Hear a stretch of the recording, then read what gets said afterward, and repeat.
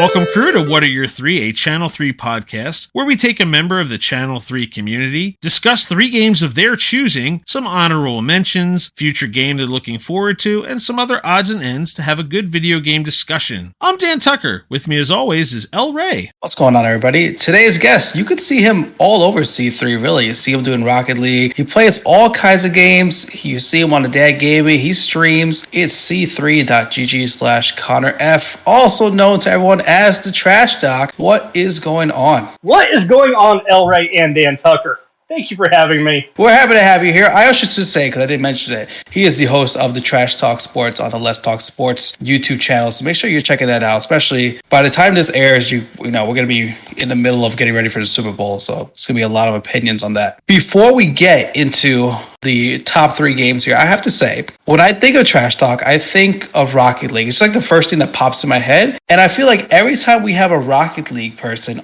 on the show, their game list is all over the place. Like, I feel like everyone that plays Rocket League is like hiding all these great games that they actually love playing, and Rocket League is just kind of cast on top of it here. So we start. Here we go. Game number 1, and I looked up videos to try and pronounce this correctly because I've never heard of it. YS VIII. Yep, you got it. YS VIII. Yeah. All right. YS VIII. Lacrimosa of Dana, and it is pronounced Dana, not Dana. I saw that. So yeah, I watched gameplay videos to make sure I knew what I was talking about. So you have it listed as the all-time favorite game. Yes. And so I'm going to start with, have you played other games in this series, or did this one just catch you and like you just loved everything about it? So YS VIII is the first one that I played. I remember seeing before it came out just the way the game looks, the way the combat looks, the graphics, everything else. It looks amazing. It's like my style of game that I would like to play. So it was the first one that I played. I played others. I played Chronicles 1 and 2. I played 7. I played 9. And I played another one that I can't remember off the top of my head. But I have played several of them, yes. Are you... So why is this one? Why is this your favorite game of all time? So this one's always fun to explain because the story is really good. The story is not what makes this game. Whereas typically in an RPG, a lot of times it's the story that makes the game. The story is good. You start out playing as adult Kristen, like you do in any other East game. You're on a ship, you're going somewhere, ship gets destroyed by a giant octopus squid looking thing, up on this ancient cursed island, right? Typical line for a video game or even a movie, right? You see it time and time again. Honestly, it's the gameplay, it's the cast of characters, it is the visuals. Everything about this game is notch. And so I could tell people, even when you're trying to 100% complete it, for those last few items that you need does not feel like a chore because the gameplay, the combat is so well done. It's so much fun. It's always a good time to get that perfect dodge, that perfect block. Basically slow down the enemy and then just chop away and hack away at them. It's a good time. And it's got 3 endings. Oh, I didn't. That part I didn't know. It has 3 endings. So I know this one because there's a bunch of them in this series, but I heard this is one of the ones that you can actually change characters in the middle of combat with all the different party. So do you find yourself switching characters like often to match up to get the right attacks in, or did you prefer a certain character because you kind of just like the attack style that it had? How'd you go back with the combat system? A lot of times you do end up switching around unless you're just in a horde of enemies and you don't feel like trying to look at each one of what's their weakness. So very similar to like our Emblem's combat system. Basically have a triangle and like strong attacks are good against faster attacking enemies. Faster attacking enemies are better against the more balanced, like that, where it's this triangle of attacks. And if you're coming up to a boss, you want to know which style character you want to use, which one you have on your team to progress and make it fun. So this one you have the main story, like you said, with Adol, but there was like a secondary character, which was that like almost, did it feel like almost like a separate game part? Because I know she's like more puzzle based, right? As opposed to kind of doing the story. Yeah, so her game is constantly going back between the past and the present, connected through time and through the tree of life. It's another really fun aspect of the game, too, the way those 2 characters finally come together, both in the present time, trying to defeat the enemy of this island, Isle of Siren. And so, did you 100% the game? Because you talked about it going through it. Did you actually find all the items? Do you still go back and play it, even if you've kind of finished it all up? I play this game at least once a year to completion. Oh, you go through the whole thing once a year. Yeah. Oh wow. Okay. So the middle ending, so it's got like it's like a bad ending, a ending, and then good ending. Okay. The middle ending is actually my favorite. I'm not gonna spoil it for anyone. I like the way they ended the game on that storyline. What determines the ending that you get? Is it completion percentage? Is it the difficulty level? How does that go about? Based on, I remember exactly how it's worded in the game. Basically, how much everyone lacks at Adolf. Good for everyone in this little village that you create, little side quest. The approval rating, that's it. It all depends on his approval rating. Determines what level of ending you get. What prompts the annual replay? Is it like a specific time of year it comes up, like, all right, it's time to break it out? Or is it just like, hey, you got that RPG funk, you want to get back into it? What happens there? It's just something I've done. Yeah, there's just times where like I get the bug and it's time. Crack it open. I get the bug and I just want to play it again. And I'll beat it, and it'll take me probably about a week and a half, 2 weeks. It's about 40, 50 hour game. Nice. Like closer to 60 when you're trying to learn everything, but once you know everything, it pushes it down to about 40, 45 around there. All right, well, let's move to game 2, NASCAR 2005, Chase for the Cup. What's interesting about this, I mean, EA's been in and out through the years, but I was really intrigued by this one specifically. One, timing for you on this is perfect, right? Big NASCAR guy to begin with, and obviously a big week for that discussion as we're locking that up here. But multiple top 10 racing game lists have this specific year of NASCAR on there. So tell me about this. First of all, it's second on your list here. Tell me how it ended up on the list here, and tell me how does it end up in the Hall of Fame for racing games for so many people? So honestly,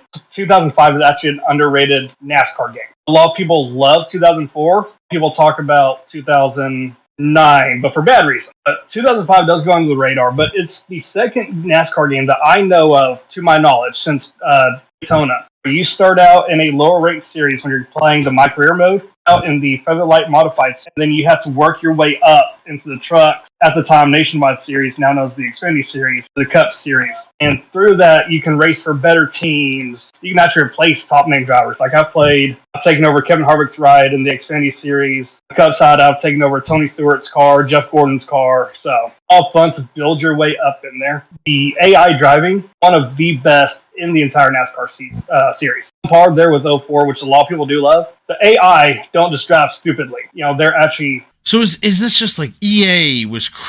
I mean, you got Madden 04, you got NASCAR, the 04-05 stretch here. I feel like EA was really, they had it going in the beginning of the aughts there and, slip. But, so how'd this work? What was your favorite part of that? Was career? Was it just kind of running races? Was there an online mode for this one? Because that was right around when online was starting to pop off. Tell me, what was your main type of play here? I'm not sure if there was online. I was on GameCube and I had no friends. So we talked before. GameCube was sneaky with online. Some things were, some things weren't. I don't even think they ever released an LA adapter even. No, they would have had to because actually Star Online. So they would have had to. They did. It wasn't. I don't think it was very well used, but they did. But but to answer your question, actually, career mode. I always did career mode, usually on hard mode too, and I love it because what's great is now I can say I pulled a real life NASCAR move in the game. As at Martinsville this year, the second to last race, Ross Chastain just drove it, turns 3 and 4, like against the wall, just driving it way into the championship race. And something that was always just said to be a video game move is now a real life move that happened. It's always fun to pull off those real life moves in a video game, I can now say. Does EA need to get back into this? Where are we at? What do you want to see? Yeah, because I'm going to just say it's 18 years ago now, which is ridiculous. I would say yes. But EA here recently, I haven't played a whole lot of EA games personally. A lot of how they've really gotten into a lot of the microtransactions. And I'm afraid if they got back into a game like NASCAR, they would hold a lot behind a paywall. Yeah, there's a lot of like the Madden Ultimate Team and... Yeah, I mean, hockey and Madden are my two, and there's a lot of the Ultimate Team card game type stuff that I feel like they'd probably get into there. Yeah, or if they're like, oh, you want to drive for a top team, right? You want to drive Chase Elliott's car in my career mode, or you want to drive Joey Logano's, who's my favorite driver. They'd be like, okay, cool, you can do that if you purchase this DLC pack in order to be able to unlock the ability to race in those cars in my career mode, which would make no sense. That's not, well, okay, I guess that's kind of how real life works now. But for the most part, that's not the way it should work. Well, let's move to Game 3. In the time before DLC, though, this this pair of games really was just a giant DLC in and of itself, as Nintendo was riding high on the Pokemon wave of why have one game when you could put out two for twice the price. I kid about that, but let's talk about Legend of Zelda Oracle of Ages and Seasons. This was not a Nintendo developed game for anybody who's not familiar. This was actually a subsidiary of Capcom called Flagship, put together a pair of games, and I think there was actually going to be a third game at one point also tied to it, but they ran out of time or money or a little bit of both, so they scrapped it, brought it down to two, and I'm glad you're shaking your head, so I'm not totally talking out of my rear end on this one. Is that this was a dark period for me from a handheld. Like, I didn't do the Game Boy. Like, I had a Game Gear. I did not partake in a Game Boy. I got a hold of a Game Boy Advance, so I'm starting to play my way through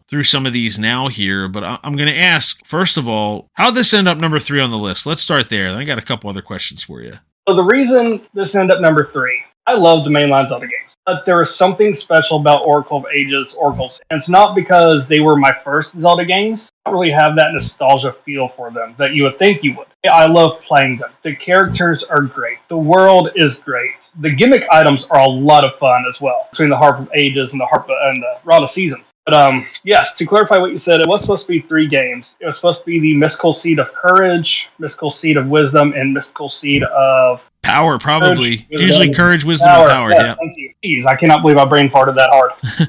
That's okay. No judgment. Gotta get that Triforce. Fortune too. It was supposed to be 3 games, and it was due to a time constraint. And that it was a mix of time constraint and trying to connect 3 games. The way they connected the 2 was going to be way too difficult on the Game Boy Color's ability to do things, basically. And so, Mystical Seed of Power, they basically took it and turned it into Oracle Seasons. Wisdom became Ages. They just kind of let Mystical Seed of Courage just kind of go by the wayside. But yes, it was supposed to be 3 games in it originally. So there were a lot of fun mechanics with the game, like seasons. The layout of areas would be different based on the season in question. Was that frustrating? Was that fun? I mean, they're always putting... What I was most impressed with this, from everything I've seen about this, is... everything after the original Legend of Zelda, as much as people like to dislike Breath of the Wild because it strays too far, every single Zelda game has done something to stray into its own territory. And I felt like, this game, again, while not developed by Nintendo, with the way they broke it out, with the way the seasons change, and with the way the changes are in the game, yeah, guess what? That's the same way every Zelda game rolled here.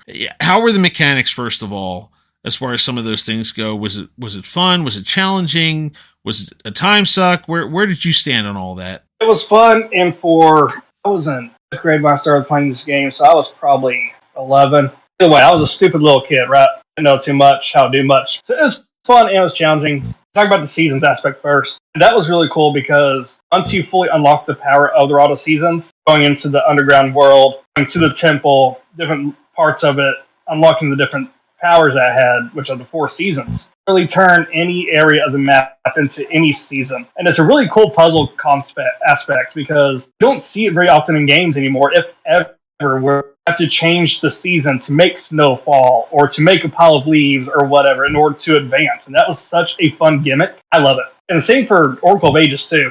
Or there are times you have to go into the past to change one little thing that we could advance in the present. So that was the next question. Did you have both? And basically I don't want to say, again, not to veer into spoiler territory if anybody can get their hands on it, but basically you can't really do the full game without having both, right? Correct. You could play through either game, but in order to unlock the final 2 bosses, if you will.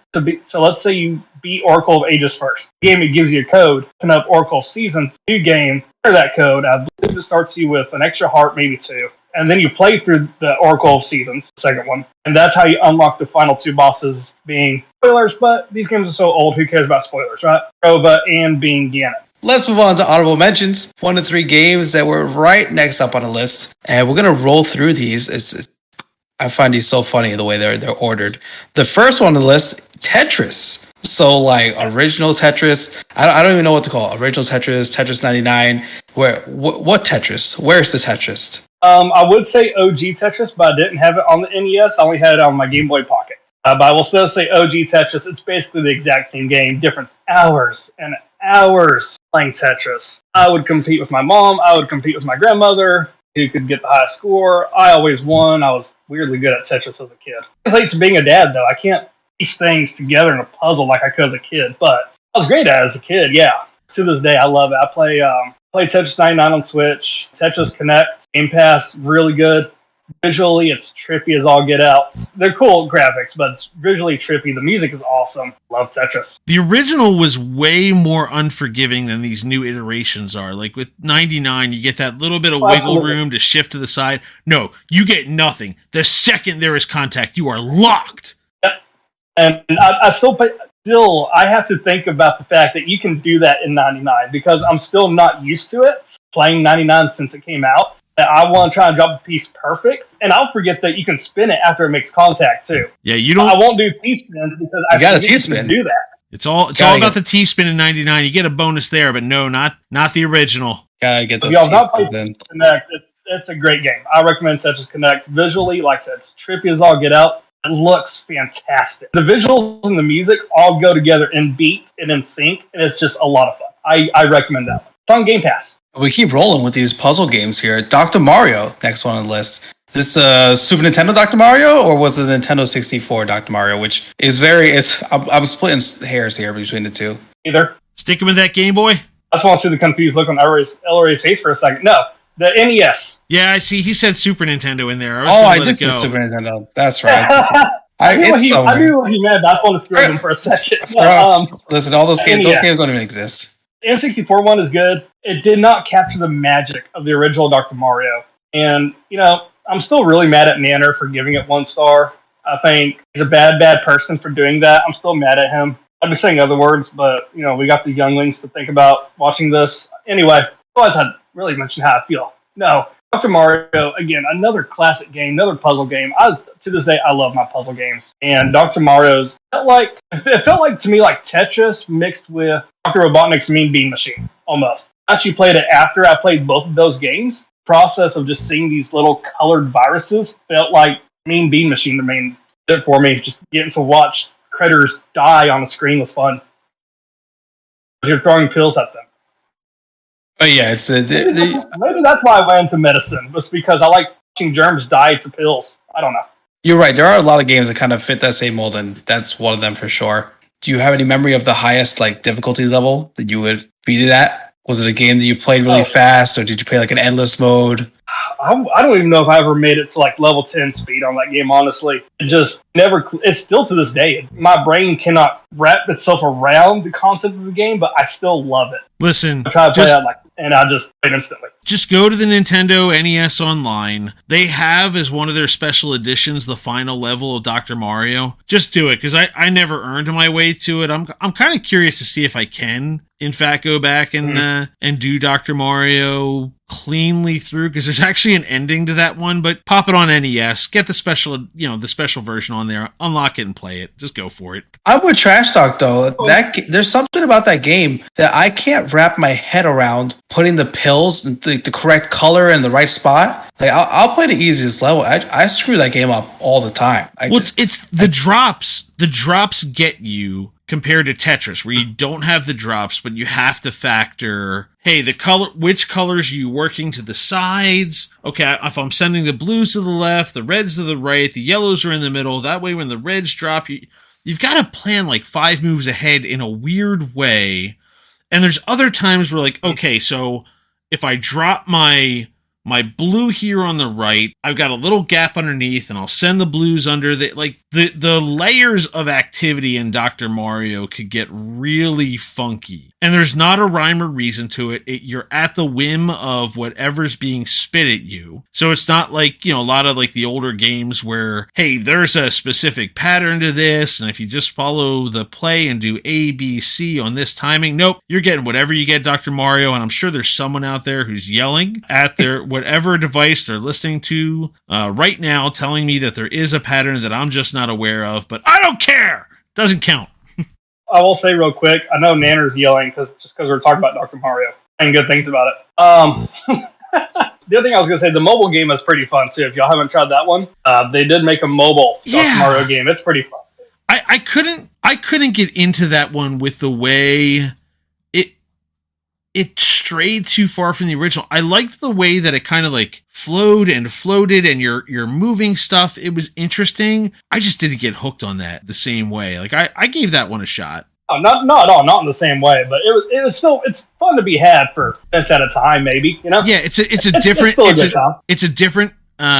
it's a different dynamic strategy play style than the original, but it's worth, if you haven't checked it out, hey, guess what? It's free. Check it out. Unless you're Nanner, then no.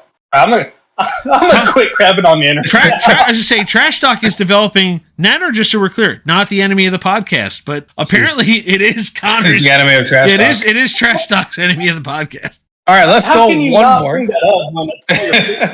Listen. Let's go with one more. Joel didn't kick him off for that, okay? That was a direct affront to Joel. So if Joel didn't kick him off, we can let it go. Fair. One more in our honorable mentions, and one more puzzle game. Obviously, Rocket League, the biggest puzzle of them all. We gotta mention Rocket League. Tell us everything about Rocket League. What's it mean to you? Before I do that, you said one thing. I got a question for you, Elray. This is the biggest puzzle of them all. Is it because I had it at my number 2 and then I moved it down? Or is that the puzzle you were trying to figure out? You moved it. The game itself is a puzzle. My head feels like a puzzle when I jump, but all the other cars jump higher than me every time. It's so many reasons. Why is it when I'm playing as a brand new player that I got people doing triple flips off the ceiling? That's what I want to know. The game, everybody jumps higher than me at all times. But what does it mean to you? Doesn't matter what I think right now. Rocket League. Let me story about this one. Remember, before it became free, I remember hearing people talk about it. I remember seeing it on store shelves, right? At the time, all I had was a Switch, okay? They eventually start playing the game on Switch. I'm sorry for you. I'm sorry. Right? I remember thinking, with cars, that is just so stupid. No. Is it $20 at GameStop on Switch? Yeah. Is it going to be stupid? I'm not going to play it. Screw that. It became free to play, and I'm like, all right, I'll play this stupid sounding game. Play it. Whatever. I'll probably be bored of it in 5 minutes. This is dumb. This is fun. And it was just that moment of realizing, yep, that's why I was always told as a kid, don't judge a book by its cover. And it's just such a skill-based game. And usually I do get kind of bored of those because I have horrible hand-eye coordination. I really do. But like 2022, all last year, I was like silver 2 in all the comp modes. The main 3s, 2s, and 1s. And I ended the year 3 and 3s, diamond 1 and 2s, and gold 3 and 1s. So now skill, and I've started getting into, and I'm taking a break right now, but I started getting into free play more. So that's what everyone says, right? You want to get better? Go to free play. I'm like, what do I even do in free play? All I do is go around, hit the ball. I'm learning nothing. And I'm watching one of Jasu's videos, how to practice in free play, what to do in free play. I was like, hold on. Okay, so let me actually focus on one skill. And the start of his video on that one was he take it from the kickoff to the corner, to one of the corners, and then you try and hit it in the net from there. Just reset. I started doing that, and I'm like, okay, I'm starting to see the benefit now of actually practicing one specific skill. I started practicing, hang it off the wall, practicing a little bit of speed flips. I started working more on like flip resets and stuff like that, and really just, it's one of those games, if you get too caught up in the competitiveness of it, which I did, and that's why I'm taking a break, I am burnt out from it right now. If you caught up in the competitiveness of it, you're not going to enjoy it for long. Sit back, relax, go into free play, listen to some music. It's a good time. Even if you're working on one specific skill for an hour, you're thinking, I'm going to be bored out of my gourd if I sit here and practice one skill for an hour. Put on your favorite music, put on your headphones, find your Zen mode. It's a good time even just to do that. Honestly. So you've hosted some of the Dad Gaming Tuesday tournaments, right? Or at least you've been part of the. So you've been doing the Dad Gaming streams, and you're part of the casting crew. So how's that been? Casting for the Dad Gaming has been an amazing experience. You definitely see the game from a whole new perspective when you have the opportunity. And sitting here talking to me like y'all are, listening like people are going to. Yes, they will accept you even if you have a funny Texan accent, all right? Still get in there, you can still do it, you can still have fun with it. I'm the purtiest talker out there, but it's not about that. It's about having fun, having a good time. Really what the Dad Gaming's about, that's what Joel really took from the Dad Gaming and brought over to C3. It's just having a good time doing what we're doing, right? Which is just playing video games, friends. And it's just such an awesome experience that he actually managed to take that part and it translated so perfect. And yeah, you've got eggs in CDG, right? Oh, Dan, one time you talked about in Discord, I believe it was Gargano, but he tagged everyone one week for the rec league that he does over there. And someone just went off on him because he tagged everyone. He got those bad seeds, but really something we haven't seen yet in C3. And I know we're still small, and I know it's going to build, and it's going to happen. Just like I said, I'm rambling on this one. But like I said, just the way, the aspect of everyone's just here to have fun. Everyone's just here to play video games. How good you are, how bad you are. I started with Rocket League, and I joined TDG right around the time I started playing Rocket League too. And I was in tournaments as a silver. I started casting as a gold. It's not the rank that matters. As long as you're having fun, having a good time, that's truly what matters. The energy that comes on that collective cast, like I had a similar story to yours. Like Rocket League was free on PlayStation back in the day, so it just went right into the library, and I paid zero attention to it. It came back as free to play. I paid zero attention to it. I started watching the cast with them, and like I try to pick up the game once in a while. Hint, hint. Guess what's going to happen this week, and it's going to be over by the time they hear this podcast the week after. But someone brought Rocket League back out into the challenges for the week again, so guess what I'm going to have to go do again. But it doesn't matter. The point I was actually trying to get to is, regardless of whether you're in there or whoever it is that's casting, it's just plain fun. Like the energy's there. It's a blast watching. Regardless of your personal investment, I don't like soccer. Rocket League is fun enough, but I just like watching the casts of that thing. It's just plain fun. It's good, clean entertainment. But anyway, I digress. And like you said, I don't like soccer either. I hate watching soccer. To be honest, I do think it's boring. Hockey is much better, right? Even though we have been watching the show on Apple TV called Ted Lasso, that's pretty hilarious. Great show, yeah. It's soccer based. That's why I brought up it's soccer based. But no, and that's one of the reasons I thought Rocket League would be stupid. I'm like, it's soccer. Like, you can't even dribble it around someone. This concept is stupid. Yeah. And then I go, oh, wait, I can get dribbled on? Now I get it. I was wrong. Oh, I get it. Yep. All right, now we're going to move into the future and talk about a game you're looking forward to. You gave us a few to pick from and said, hey, go ahead and surprise you. We have picked Octopath Traveler 2 as the discussion point here. The original has a 4.5 rating. By the time this airs, which, will be not this week, but the week after from our recording, only got a couple of weeks left. This bad boy's coming at us pretty quickly here. I feel like this was not a 3-year development cycle. I know rumors were floating for a while, but I feel like this was a pretty quick one. It wasn't like, oh, we got to wait until 2024, 2025. So talk to me, Octopath Traveler 2. What you looking forward to here? As long as it does a lot of what the first game did, I'll be happy. Honestly, Octopath is, I'm going to get a lot of hate for this one. Octopath is the perfect JRPG. I don't think there's an argument. They crushed it. They nailed it with this one. So no, there's executed stories. There's a lot of people because it's going to come at me with Chrono Trigger, Final Fantasy VII. You're good. I'm sure there's others I'm not thinking. You're not. This is not a bad take. As a proponent of all of those, not a bad take. But no, Octopath. And here's why I say it's the perfect JRPG. Right? It's not just the beautiful 2.5D graphic. The fact that they took storylines. None of them are a miss either. They're all a win. Combat is amazing. The fact that you can build up boost to do 4 extra attacks. You also have to be careful because that can backfire on you. Planning, you have to do perfection. The combat is perfection. If you play the game to completion, which I have not done yet, I do know how the game ends if you try to do everything. I know general idea what's going to happen. I haven't done it yet. I've not spoiled it for myself. It's one day I hope to do it. But I know that all 8 storylines come together, and that's all I'm going to say. Mainly because that's all I know. But the fact that they managed to do that, again, it's hard enough for some companies to get one storyline correct. 8 different storylines that you're trying to meld together, and you do it works. How can you not say it's at least near perfect? All right, I've got one more before I kick it to Ray for the final question. We're going to talk through a question from the Channel 3 history books for you to discuss for us. This is one we surprise you with. We don't give you a heads up. What we wanted to talk about with you is we're wrapping up January. Channel 3 Game of the Year. You picked one that was a late entrant in the calendar year last year. You picked Sonic Frontiers. Tell us about that being your Game of the Year last year. It's no secret that Sega has struggled 3D Sonic games. You've got Adventure 2, everything else basically. Heroes had its fun moments. I remember standing playing Sonic Heroes. If you remember back in the day, they had the TV set up and you could demo the games in Walmart. I gotta say that because I know some of our younger viewers, they don't know what I'm talking about. They think I'm a crazy old man when I say I'm standing in Walmart playing a GameCube game. I was standing in Walmart playing a GameCube game. It had its moments. Sonic Forces has its moments. Generations has its moments. Had its moments. But Sonic Forces start to finish was just amazing. Only thing I didn't really care for too much was Sonic's voice. I feel like they try to make him almost sound if you will, or too old, or his voice was too deep. That was a slight miss for me, but other than that, start to finish was great. And what I really like is the way I did it. What I really like is the fact that I played through the whole game on normal mode, right?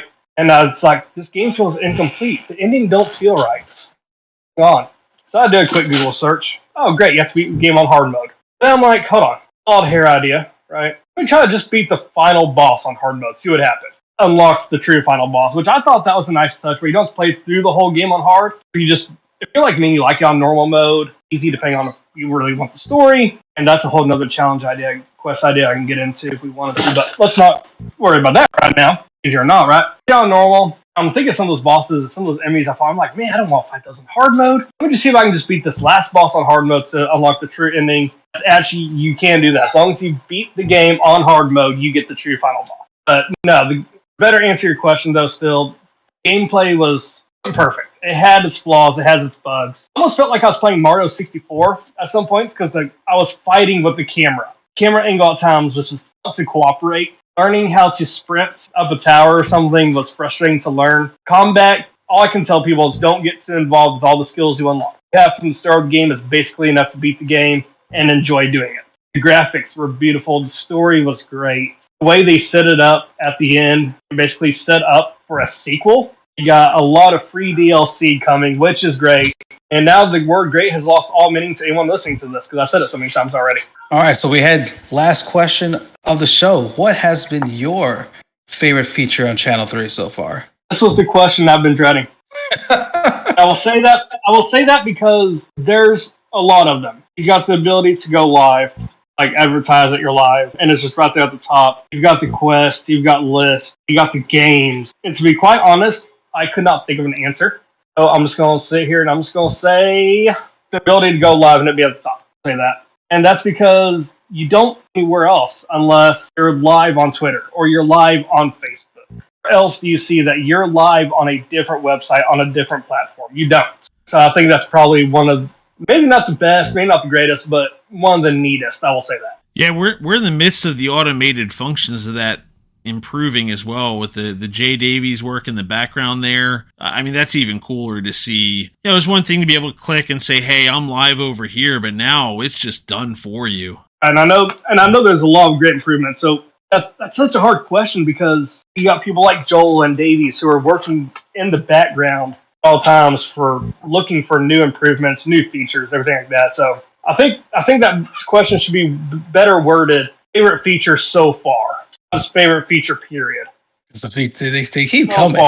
They keep coming. It surprises to us, too. Sometimes Joel just says, hey, by the way, there's something new. And sometimes he won't tell us. And we'll be like, hey, did you change this? He's like, oh, yeah. I forgot I changed it. But yeah, good job seeing it. I also want to say just like the minor aesthetic changes that you see with every season. That's really cool, too. That's a really nice feature as well. You mentioned that one. There's that one. Actually, I am a sucker for those small things. Let me change my answer. I'm going to say that one. I'm going to change my answer. Just the little things. Changes are the best. Yes. Little things in life. There we go. And with that right there, the little things, we're going to close another episode of the podcast that you could find at c3.gg/podcast. Thank you, TrashDoc, for being a part of this. You can find the show that drops every Wednesday morning at 3:33 a.m. Eastern on all the major platforms, including Spotify, Google Podcasts, and Apple Podcasts. I am El Ray. Dan Tucker puts this all together. Executive produced by Joel Willis. Have a good day, everybody.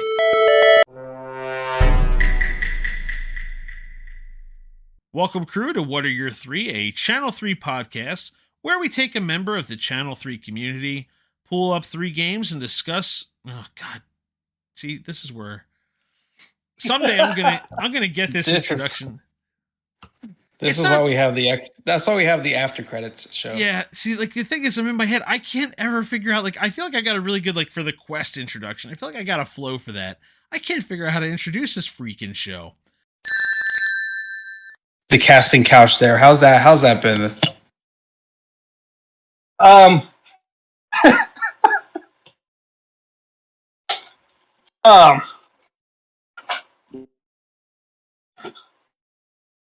think Dan and I need a second. You want me to ask that question again because I realized it afterwards? I'm gonna ask the question. I'm gonna ask it again. I'm gonna ask that question again because I went with an alliteration, but we'll go with a different one. So I'm gonna say something. I just watched Dan just like fall backwards. You know what? I don't have Dan's screen up. So when you said that, I was like, oh yeah, I'm gonna ask that question again. So you've been doing. Have you ever watched Impractical Jokers? Yeah. Have you ever seen Sal fall down laughing? That's just what Dan did out there. I'm tearing up. I'm not gonna lie. I am tearing up. I laughed so hard. Oh, it's so late. Gosh, that was great. So you've been doing. Can we just keep this whole portion in the podcast? Oh, it's going at the end. This is the absolute going at the end. This is the blooper section. This is accurate.